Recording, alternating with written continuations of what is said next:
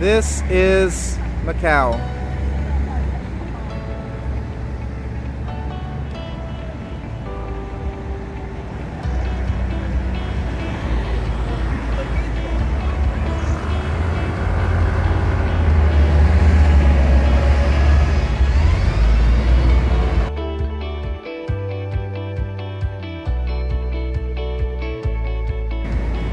If you look behind me, you're going to see the Grand Lisboa Casino.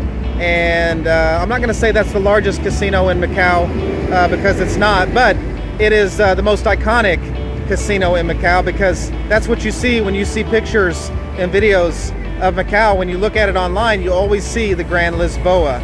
Okay, and you know, Lisboa, that's has to do with the Portuguese influence that is here in Macau.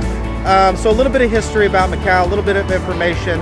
Macau is a special administrative region of China, and it has a little over 650,000 people. Macau has its own laws, it has its own government, it has its own currency, and they also have a 50-year kind of, you know, rule like Hong Kong does. The Portuguese ceded Macau back to China, and it was December of 1999. Now, in the beginning, in the 1500s, the Portuguese, they showed an interest in Macau, and they showed up in the 1500s, and they turned it into a trading post, much like the British did with Hong Kong years after, you know, before that was you know, during the Opium Wars and everything. This was long before that, before the British showed up. And they turned it into a trading post, and later on they turned it into a colony. So in the 1500s, the Portuguese showed up, and they started making a profit off of it.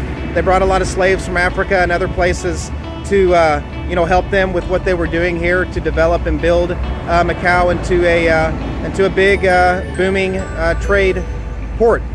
And so in 1622, June 24th, 1622, there was the Battle of Macau, which was the last of several attempts by the Dutch to take over Macau. And then after that, it was over, and the Dutch did not try to take over Macau anymore after that, and the Portuguese had complete control over it. Macau it's full of casinos. It's 7 times larger than Vegas. A lot of the casinos that are here in Macau are also in Las Vegas, like the Wynn, and you know, there's some other ones here that they have that are also Vegas casinos. MGM Grand, that's another one. They have the Sands Casino. And so since 2006, Macau has had the largest growing revenue in the world. It has the 4th highest life expectancy in the world. Okay, and that's based on the World Fact Book, so you can look that up yourself. They're currently building a bridge to Hong Kong because of all the traffic that comes from Hong Kong and mainland China to Macau. Everybody comes here to gamble, to have fun. You know, it's like Vegas, but it's much bigger and much more profitable. They have the Macau Tower. As far as tourism, other than the casinos, they have the Macau Tower, which you can bungee jump off of. They have the ruins, the St. Paul's Cathedral, which is also known as the Broken Church. That's a big tourist attraction. They have a lot of stuff to see and do here in Macau. Now, back to the history part, there was when it became a fully colonized Portuguese settlement, it was during the Sino-Portuguese Treaty, which was December 1st, 1887. Okay, and that's was part of the unequal China treaties. They translated it differently. The Portuguese and the Chinese translated that Sino-Portuguese treaty 2 different ways. The Portuguese saw it as a complete handover of Macau to the Portuguese, whereas the Chinese saw it as just only transferring administrative powers over to the Portuguese. So it was translated, interpreted 2 different ways, and that's why it was one of the unequal treaties, many of unequal treaties that was made between China and European powers.